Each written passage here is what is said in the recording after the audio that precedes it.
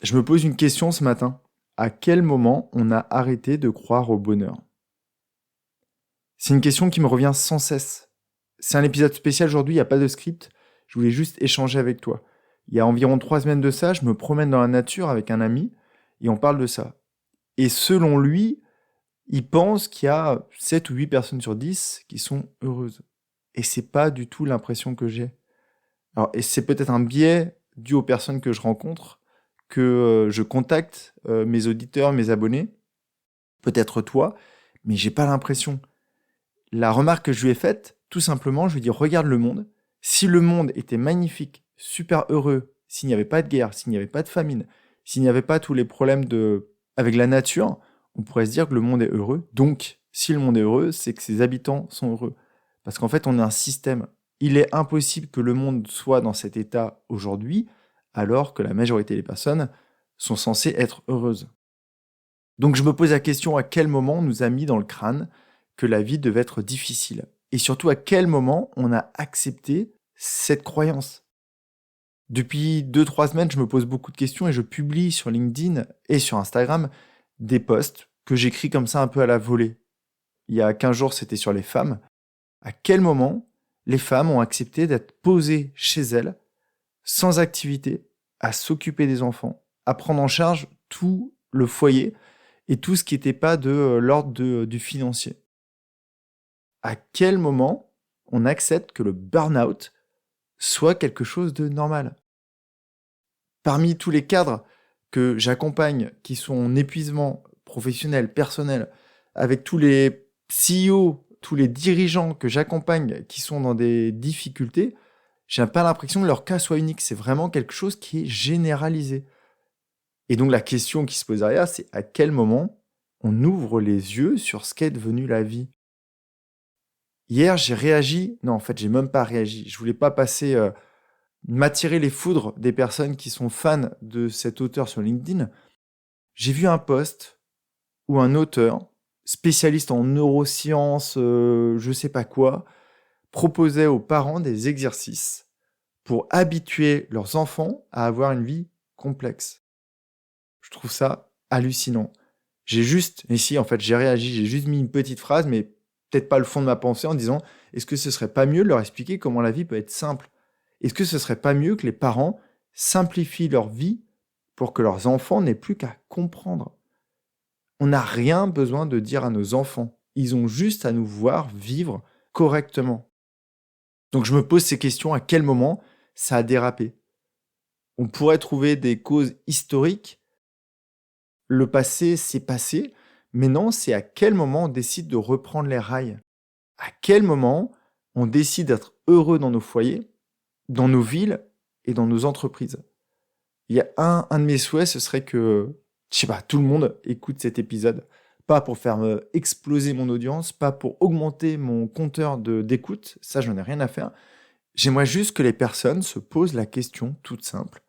Est-ce que je suis réellement, vraiment, profondément heureux? Pas heureux comme mon voisin, ou pas moins malheureux que mon voisin, heureux. Est-ce que j'ai une activité qui me plaît?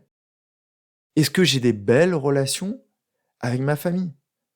Est-ce que j'ai des amis, des vrais, avec qui je suis moi-même, avec qui je peux me mettre à nu? Est-ce que je suis à l'aise avec moi-même et que je suis à l'aise de le montrer aux autres? Ça paraît tellement hallucinant, ce, je sais pas, j'ai l'impression d'être dans un cul-de-sac, mais il y a tellement de personnes qui auraient besoin de comprendre qu'elles ne sont pas heureuses et que ce n'est pas normal. Avoir la boule au ventre le dimanche à 18h, ce n'est pas normal. Avoir envie de pleurer le lundi matin en se réveillant, ce n'est pas normal. Ne pas oser sortir de sa voiture sur le parking à 9h30 devant son entreprise, ce n'est pas normal.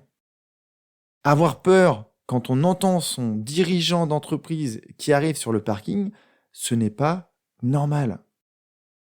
Se retrouver à midi, entouré de ses collègues et n'avoir rien à leur dire, ou ne rien oser leur dire, ce n'est pas normal. Je veux pas croire que l'environnement nous rend tout ça impossible.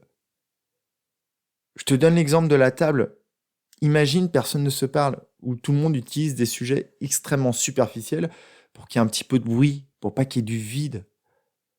Ok, il suffit qu'il y ait une personne sur cette table qui se réveille et qui dit ce que je viens de dire à ses collègues et qui leur dit si vous voulez, maintenant on parle de manière profonde. Qui sait qui est heureux? Qui sait qu'il y a un problème à mettre sur la table et qu'on le dissèque, qu'on le résolve pour que demain, celui qui a emmené le problème, il soit plus heureux. La clé, c'est de retrouver l'échange, d'oser parler de ses problèmes, d'oser aller vers les solutions.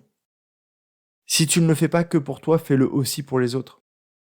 Si tu es papa ou maman, tes enfants vont profiter de cette nouvelle énergie.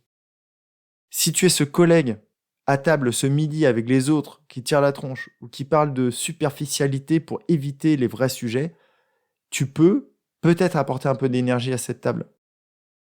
Tu peux le faire à titre personnel pour toi ou commencer à le faire à titre collectif avec tout le monde. On a tous besoin de se bouger.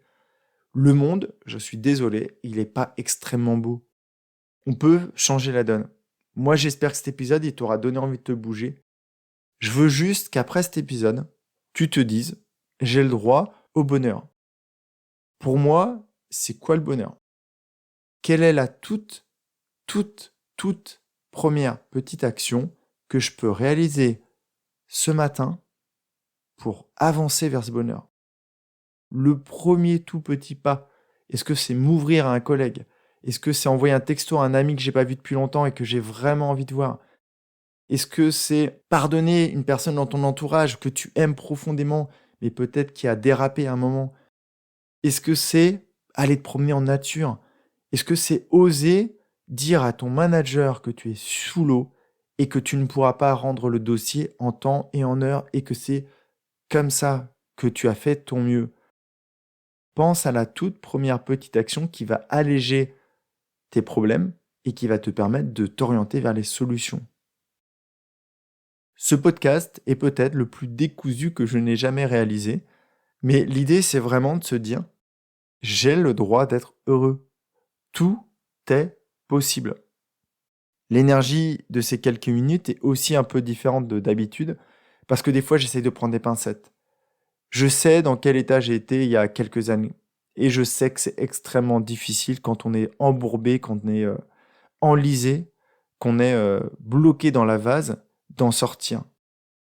Mais j'espère que cet épisode va te mettre un très gentil petit coup de pied aux fesses pour que tu aies envie de bouger. On a tous le droit au bonheur.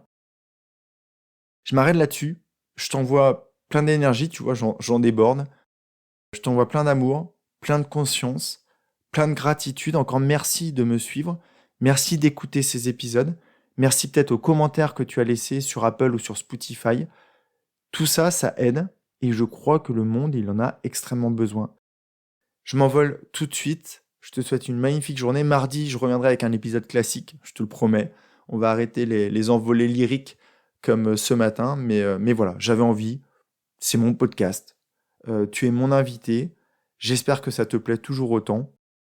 Passe une magnifique journée, consciente, dans l'intention d'avancer vers le bonheur. Prends vraiment bien soin de toi.